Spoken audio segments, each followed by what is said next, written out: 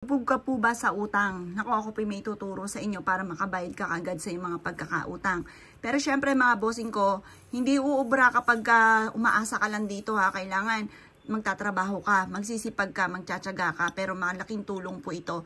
Kumuha po kayo ng isang clear na lagayan na kagaya nitong pinapakita kong ito.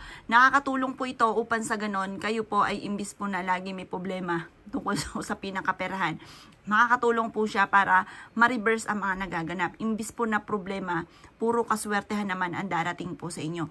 Proven po siya mga bossing. Ito po yung ating bigas. Mati kasi mga boss, pagdating sa usapin ng bigas, nagdudulot ito ng kasaganahan, nagdudulot ito ng pera, nagdudulot ito ng tungkol sa usapin ng pampinansyal para sa buong pamilya.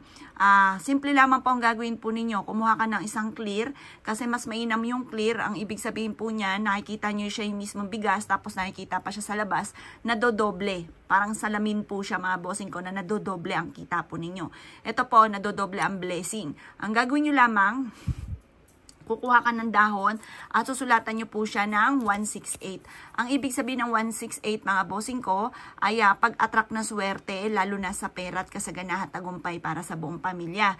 Ang gagawin nyo lamang, ilalagay nyo lang siyang ganyan sa may bigas at pagkatapos magwi-wish ka ng lahat ng gusto po ninyo. Sabi niyo, halimbawa, magkaroon ako ng maraming pera, hindi na ako maubusan ng pera, makamit ko lahat ng aking mga pinapangarap, makabayad na ako sa aking mga utang, at ang aking negosyo ay dito ko magiging matagumpay, magkakaroon ako araw-araw ng malaking benta.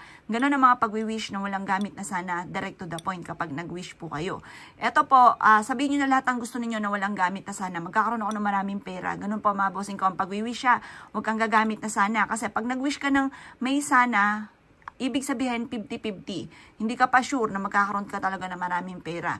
Ngayon pa mga bossing ko, ang gagawin nyo lamang, ibilad nyo siya sa sinag ng araw. Pag nabilad nyo na siya hanggang alas 8, kunin nyo po siya. Ilagay nyo po ito sa inyo pong hapagkainan, sa dining table po ninyo. Makakatulong po ito upang sa ganon, laging masagana ang pamumuhay para sa buong pamilya. Proven po ito mga bossing. Pwede rin po ilagay nyo po ito sa wallet ninyo, maglaan ka ng kapranggot na butil ng bigas, ng mga mabibintog na butil ng bigas, at maglagay ka ng dahon ng laurel na may 168 mga bossing.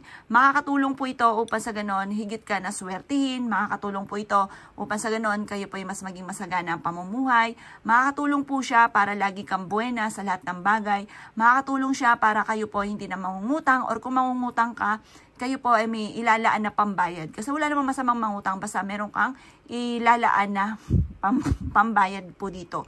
Proven po ito, napakaswerte po nito. Kaya ako ikininiwala at gagawin niyo po ito, basta positive lamang, para gumana ang inyong law of attraction, makamit ko ano mga pinapangarap, positive ka palagi. Tapos syempre, sasabayan mo na sipag at tiyaga. Siya mga bossing ko, kung gagawin niyo po ito, good luck po sa inyo po lahat.